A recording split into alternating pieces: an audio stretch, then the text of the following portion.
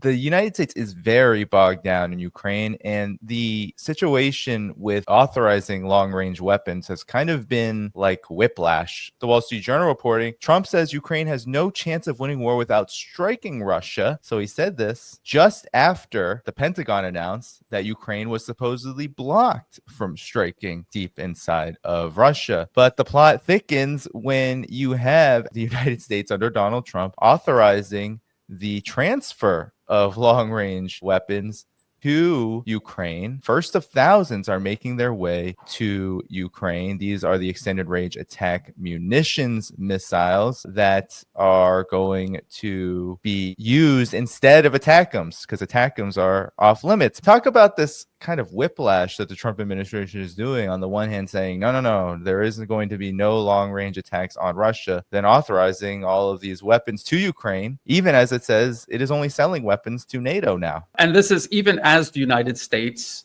is performing reconnaissance flights to provide targeting information to Ukraine to carry out long-range strikes with Ukrainian missiles.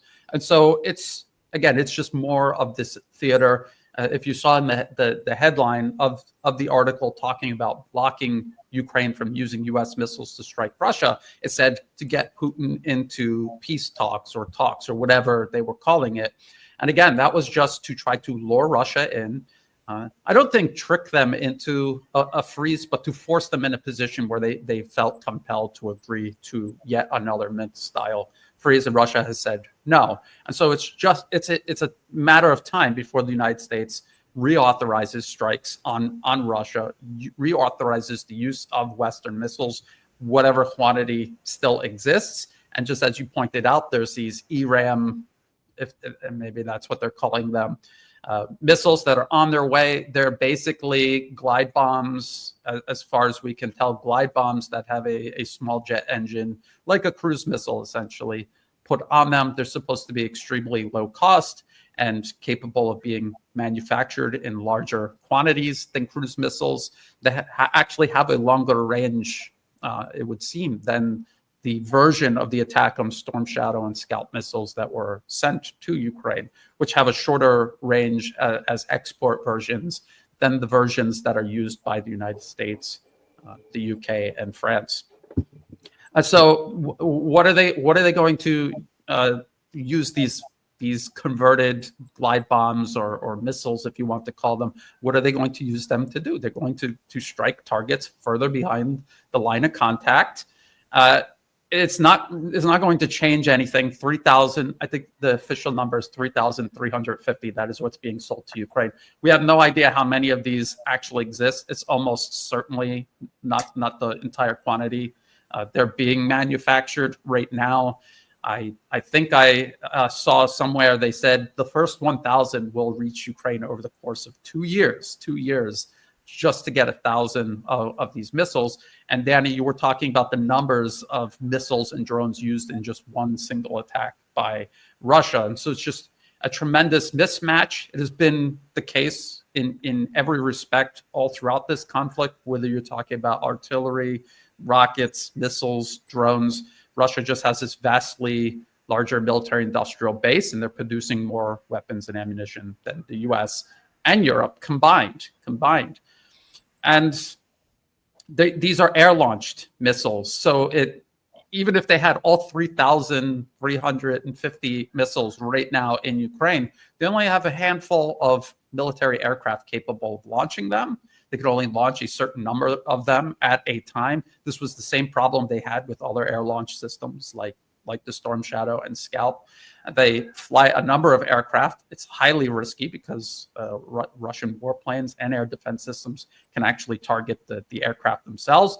And they have significant air and missile defense systems that can take out these missiles. You need to launch a huge amount of these missiles just to saturate Russian air and missile defenses, in the hopes that at least some of these missiles get through. And at one point, what Ukraine was doing was striking at civilian targets because they couldn't strike at anything that was actually defended by Russian air and missile defense systems. So this is, it's a new administration, a new wonder weapon of sorts. It illustrates perfectly the continuity of agenda that exists across U.S. foreign policy. This weapons program actually was announced 2023, 2024 during the Biden administration. And what does President Trump, who said he was going to end the conflict in 24 hours, what does he do? He picks it up right where the Biden administration left off, and he's continuing it. He's seeing it through to the end. These, in whatever quantity they arrive in, they will arrive, and then they will be used. And we're watching right now in real time the Trump administration shaping the narrative to go from blocking the use of long-range missiles on targets in Russia to eventually authorizing it. You see them making the case in real time right now. It's business as usual. This is the continuation of what they were planning.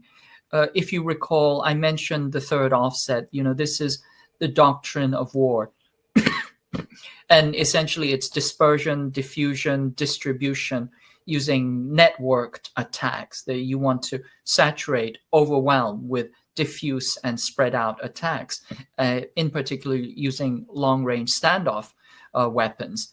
But of course, all of this is predicated on the idea that you actually have the industrial capacity to do this. And we know that the US has been deindustrializing for now 50 years. And as it's been deindustrializing, it's also been de-skilling for 50 years. And what it was going to do was it was going to get its other vassals, most notably Japan, Korea, and India, to be the key manufacturers for the industrial supply chain. Well, that is already running into problems because, as we've just seen, India, is being recalcitrant, and they don't consider them to be very trustworthy. And South Korea just had a new government, and Lee Jae-myung is talking about, building ships for the US and et cetera, et cetera. But I think that will not go very far. I really don't believe that Lee Jae-myung wants to get involved in a US war. Certainly he doesn't want to build the foundation for a war against China or even against Ukraine. And of course, Japan is the old reliable vassal, but that's simply because the US is the successor colonizer state to Japan. Essentially, the Japanese colonies were taken over by the United States, Taiwan, South Korea, the Marianas, the Marshall Islands, Guam, the entire Pacific island chain, the Ryukyu Islands, Okinawa. So they've essentially become the successor colonizer to the Japanese empire, and they occupy the colonies that Japan has possessed. But still, I don't think it's going to be enough. I don't think there's enough, dispersed long-range standoff weaponry. I don't think they have worked out the automation properly. I think they are going to rely on subsurface warfare, which is a key part of the third offset. I think there's going to be a lot of deceit or deceitful attacks involved. And yes, there will be strikes deep inland into Russia, which will, as we've seen in the past, will be focused on strategic targets, which is an incredibly risky strategy. But it's what air-land battle, air-sea battle, all these doctrines work from. They're premised on that notion of decapitation. And the thing that I'm most worried about, because the US does not have the conventional capacity, is that it is going to use tactical nukes as a way of pressing the issue and creating an advantage. And as I've said before, if you look at the papers circulating in Washington right now, everybody's talking about using tactical nukes in a kind of seamless continuum with conventional warfare. This incredible rebranding that the Trump administration is doing right now with arming Ukraine. Now, what the Trump administration and Donald Trump himself, the entire administration, what they are saying, their line is that they are now selling weapons to NATO, and NATO is doing whatever they want with them. But no longer is the United States arming Ukraine directly or funding it directly. I want to talk about we're no longer involved with funding Ukraine, but we are involved with trying to stop the war or the killing in Ukraine. So we're selling missiles and military equipment, millions and millions, and ultimately billions of dollars to the NATO people where I'm very friendly and we have a great relationship, but that was an amazing trip. So they're funding the entire war. We're not funding anything. I think it's an important point to make because a lot of people don't understand that. Of course, NATO was created by and for the United States. It is simply an extension of U.S. foreign policy.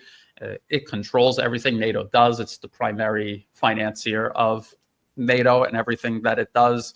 And so what this is a political and financial shell game that the Trump administration is playing. It's meant to dupe the Trump administration's own supporters, the people who voted for President Trump. And it's a way of saying, I know you voted me in to stop all of these wars of aggression abroad that we all blamed President Biden for. And we're going to continue all of these wars. But at least American tax dollars aren't being spent on the war, which isn't true. Of course, they're still going to spend money on these wars. Everything that the U.S. is doing to support this, even if it's not directly funding the weapons, which they might actually be doing also.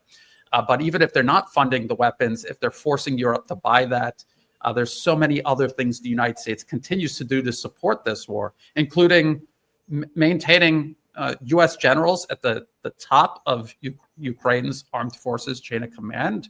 The CIA continues to operate all across Ukraine. I continuously am mentioning these reconnaissance flights. That all costs money. That all costs money for the U.S. to continue this proxy war against Russia, even if it pretends that it's not paying for the weapons anymore. All that money being made off of these weapons is not going to the American people. It's going to a very small handful of corporate financier interests, the arms industry in particular. This money does not filter down to the ordinary American. And so all the problems that people voted President Trump into office to solve continue to be, not just continue, but are being compounded by this policy. Now, you're saying we're not sending the weapons, we're selling them. It's the exact same thing. It is exactly the same thing. And we're watching Europe right now commit collective suicide alongside Ukraine, which is committing national suicide. And we're watching their economies unravel for a multitude of reasons, but all tied to the pursuit of U.S. hegemony at the expense of Europe for Washington and Wall Street. I was just listening to the Duran. They were talking about a possible IMF bailout for the UK, possibly even France. And who runs the IMF? Who created it? Who runs it? And who is going to be primarily involved in all of that? The United States is. And when the United States is bailing out the UK because they're buying US weapons that they can't afford, then it's actually the US still paying for them in a roundabout way. So that's why I say it's a financial and political shell game meant to dupe the American public. The war continues uninterrupted. As that actually it's accelerating. It's escalating.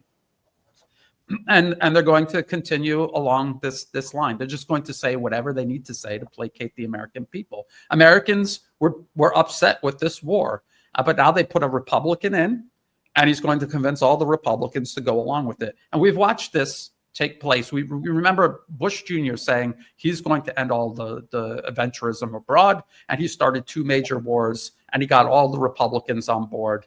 And then we heard Obama say he's going to end all of Bush's wars. And then he kept all of them going and started new wars. He got all the Democrats who were all anti-war on board with global war absolutely everywhere. And then Trump, and then Biden, and now Trump again. So it's a very familiar scam, I would say, duping the American people, playing on this left-right political paradigm that does not represent any real divide in America. It's just a means of marketing and selling empire to different target markets. They don't actually say they're going to end these wars. It's always a very careful kind of process of using language. For example, Obama with Bush's dumb wars are going to be pulled back. And of course, you had Bush the same way, saying, well, we're going to scale back militarily. Trump has said this now in 2 different administrations that there would be peace with détente with Russia, that there would be an end to the Ukraine conflict now. And things keep going. And so, KJ, with this feels like an intentional and deliberate kind of rebranding exercise because if Donald Trump has said this many times, Europe is over there. So actually it's their war now. This is what Pete Hegseth was saying in February. Actually, it's their war. So we want them to have responsibility for it, despite it being actually the U.S.'s war primarily. But nonetheless, what is the difference? What is your take on what's the difference if the U.S. is selling whatever weapons it has left to NATO for NATO, or maybe we should say more properly, European countries, just hand them to Ukraine? I don't see a difference, but do you? There isn't a difference because people think that weapons are hardware, but it's not. The modern battlefield is a networked joint operations system that is just completely interconnected. And so in order for a weapons quote unquote kill chain to work, you have the sensors, you have the radar, you have the decision centers, you have all the tactical data networks connecting all of that. And all of that comes as an entire package.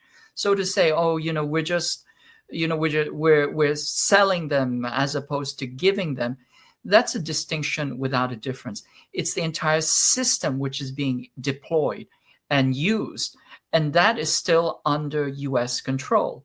Now, as much as possible, yes, it is true they want to offload the cost to Europe because the US economy is not doing well, and certainly the European economy is not doing well. The Germans have just said, we can no longer afford a welfare state, although they seem to be very certain that they can afford, a 5% military budget.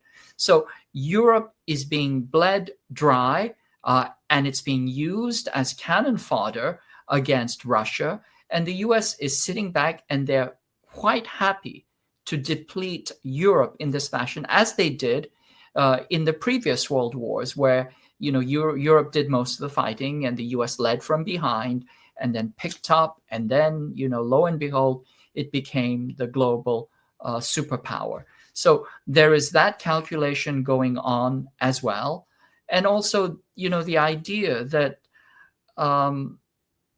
essentially we're hitting a real wall, not simply strategically, but geoeconomically. The capitalist system is essentially in full breakdown.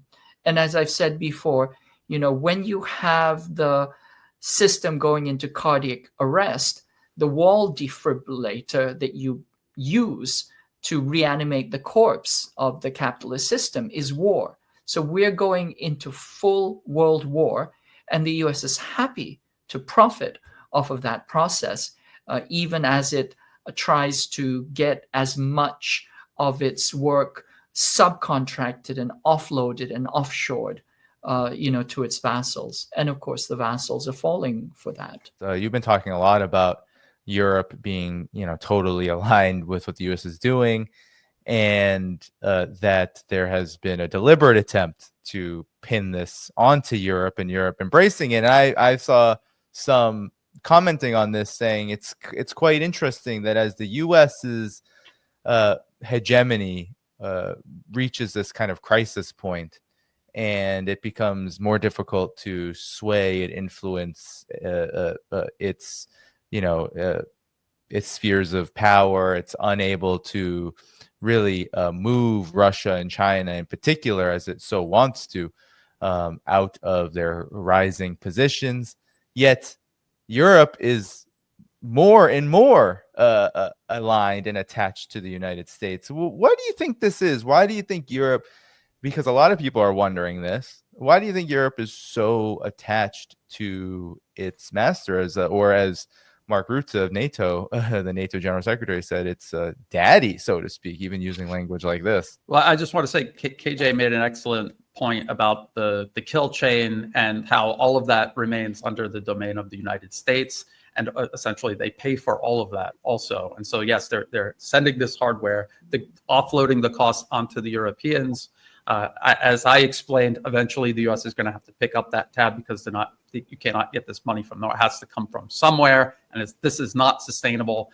And so the United States is still paying for the war, just indirectly, in a way ordinary American voters aren't going to grasp. And they know that, and they're taking advantage of that. So I think it's very important to drive that point home. Now, this brings us to the next question about why is Europe doing this? Why are they making decisions that obviously don't benefit Europe collectively or any of the member states of the European Union individually? Why are they doing this? And I see a lot of analysts make this mistake where they look at the best interests of any particular country, and they automatically assume that the leadership in that country is going to pursue those interests. They say, this war makes no sense. The Europeans are obviously not going to go along with that. But that is a mistake, because the United States, as I repeatedly say, their super weapon is their ability to politically interfere, influence, and capture a targeted nation or a targeted region of the planet. The European Union was created in the first place by the US, by special interests in the US, to politically capture all of Europe. That is what they have done. And that's why you see these leaders of Europe making decisions that serve US interests at the absolute expense of Europe, even to the extent where you're watching Europe move towards economic collapse, socioeconomic collapse. The political system is unsustainable. And you see them playing these games with left-right politics all across Europe. You have the people in power now, whatever party they're affiliated with in whatever country you want to talk about. And then they have opposition talking tough about how they're going to fix everything, they're going to change everything. And as soon as the people vote them into power, it acts as it releases this political pressure and anger and frustration the voters have. But of course, these people come in and they do the exact same thing. It is the same process as in the US between Democrat and Republican.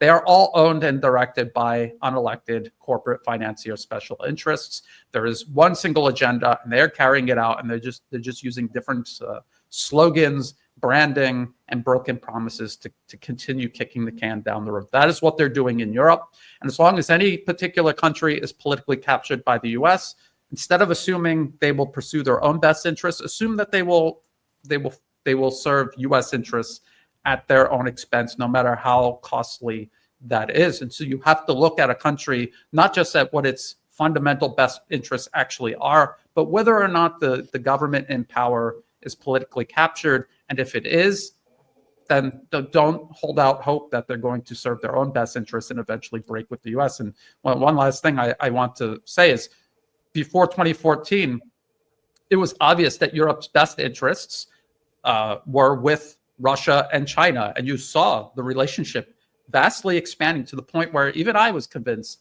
that they would work their way out from under the shadow of US hegemony cast over them since the end of World War II. But they didn't.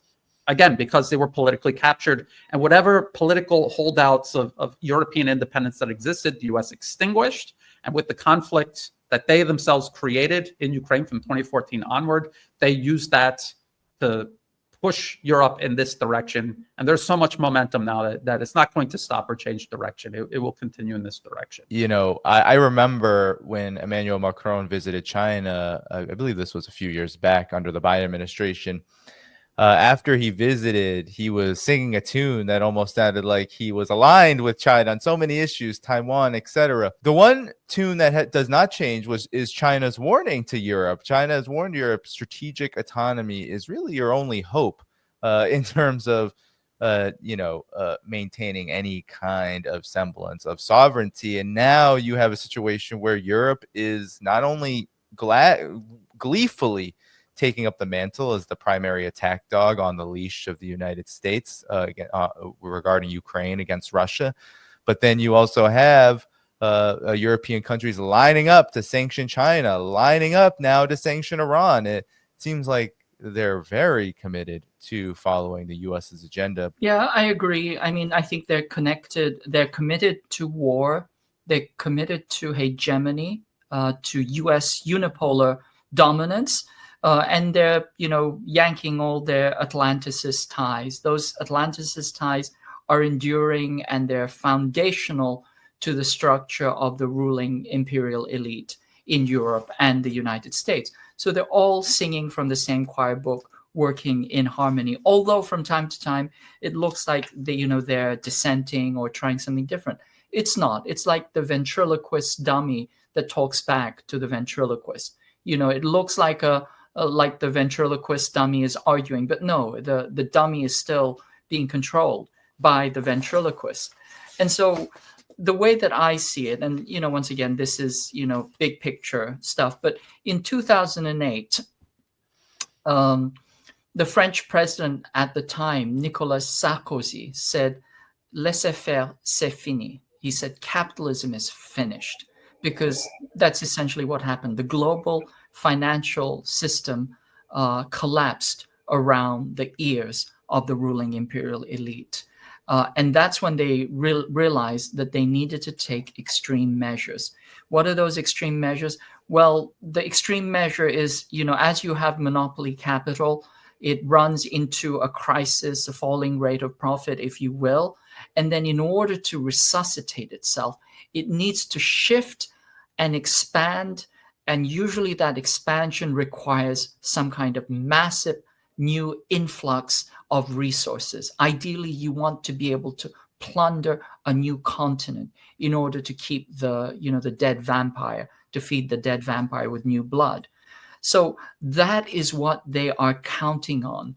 And the key resource field that they consider to be unmined, I mean, there are smaller areas like, for example, Myanmar, which they wanted to bring online because, it's so rich with resources. But really, the real resource that they want to plunder and extract from is China. China was originally supposed to fall of its own internal contradictions, and then the US would swoop in like it did with the Soviet Union, privatize everything, and there would be this new influx of capital and resources that would resuscitate, the dying vampire.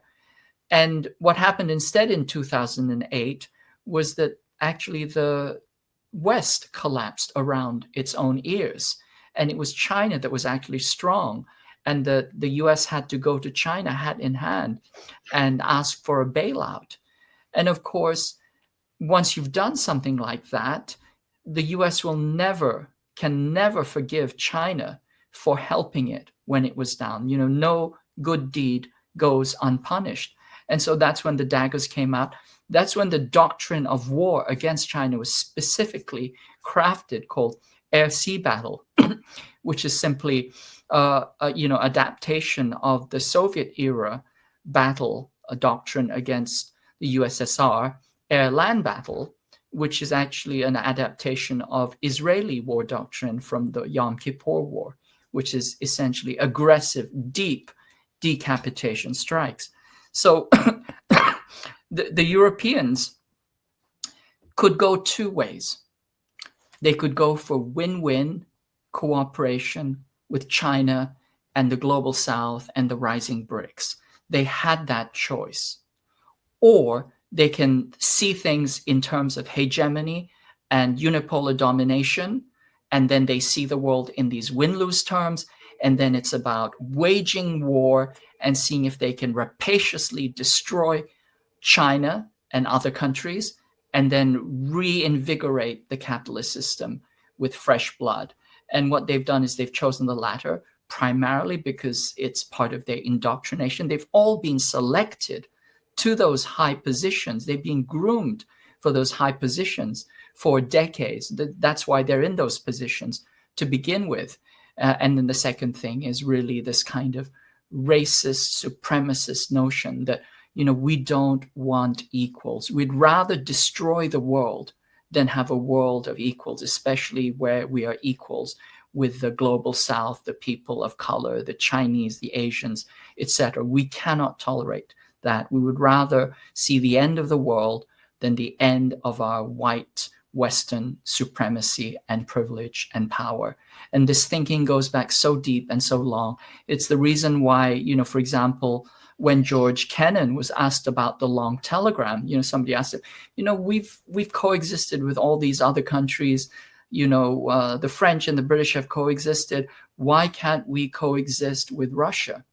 And he hemmed and hawed and gave sociology, psychology, history, etc., etc. And at the end of And then he just kind of boiled it down because he got tired of talking. He said, the fact is, the Russians are an Asiatic race, and we cannot have equal relations with them.